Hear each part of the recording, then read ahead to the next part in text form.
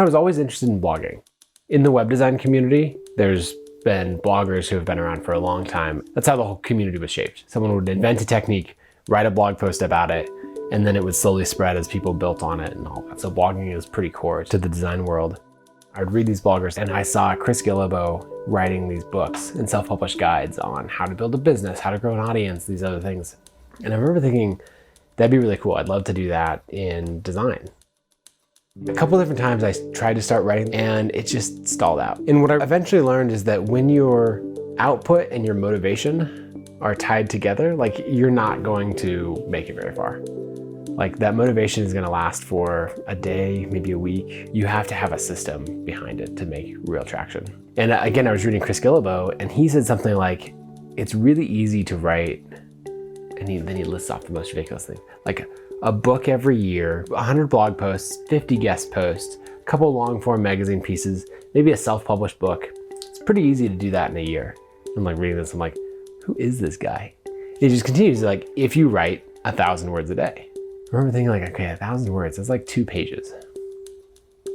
And that's a lot to write, but you can write it in 30 minutes to 2 hours is kind of the range, depending on how focused you are. So I decided, okay, I'm going to sit down and write 1,000 words a day. And I made it like a day or two in, and then I realized that I broke like the streak. So then I thought, okay, pause. I'm gonna build an iPhone app to help me track the habit of writing 1,000 words a day. So I made an iPhone app called Commit, which every day it just pops up and asks you, did you do your habit? Did you write 1,000 words a day? And you say yes, you check it off and it says, great, you've done it for 3 days in a row, 5 days in a row. And if you miss a day, it resets. I built that app, put it out in the App Store, and then I started using it to track my writing habit. And by the time I published the book in September 2012, I had a habit of writing 1,000 words a day for 80 days in a row. And I put the book out there, it's self-published, it's launched to my email list of 800 people. And I thought, okay, I wanna make $10,000 over the lifetime of sales from the book. And then most of my money I'll make from, design work that comes from that project. And I ended up making $12,000 in the first day. And I was like, wait, what? Like, this is amazing. It went on to sell $19,000 worth in the first week, and then it just kept selling. And I was completely blown away. But probably the more important thing for my career as a creator is that Commit, that little iPhone app that I made, popped up the next day and was like, are you gonna write 1,000 words today? And then my first thought was like, no. I already hit my goal, like I did it. Then I saw that 80 days in a row and I was like, well, I can't break the chain. So that, okay, what could I write about? Well, let me write about my launch. Let me share all the numbers. That way someone else who's following along can learn from it. So I published that, and the next day Commit popped up and it was like, are you gonna write 1,000 words today? And I was like, no, like what would I even write about? But then I saw 81 days in a row and I was like, oh, I can't break that chain. And so I decided to write another book.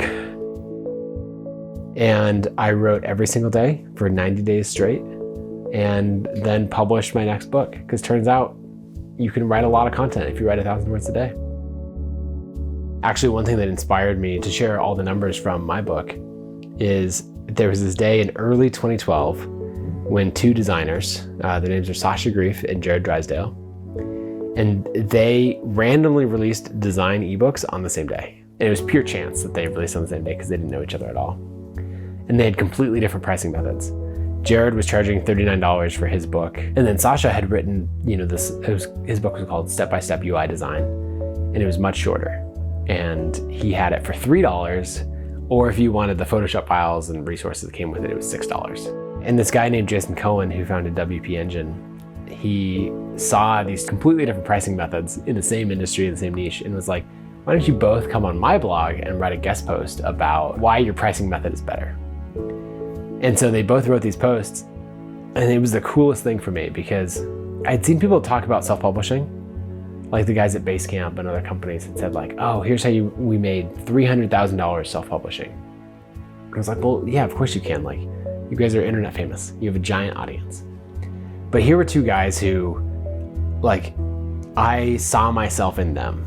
And just like, this is an example for me of why representation is so important, because they had small audiences. They were in my exact niche, like they were designers, and they're writing the same topic that I would write about.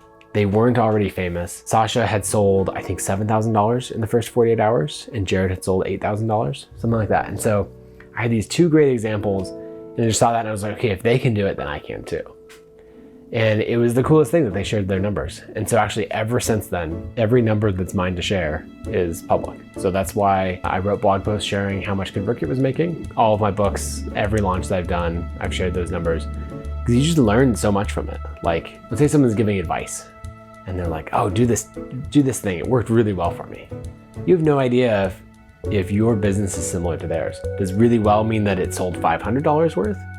And that's smaller than what you're doing and you probably shouldn't take that advice? Or maybe it sold $500,000 worth and it's way bigger and they have a totally different business and you shouldn't take their advice either. And so numbers give things context. And so I've always included numbers from then on because it's really like just paying it forward and trying to leave breadcrumbs for other creators.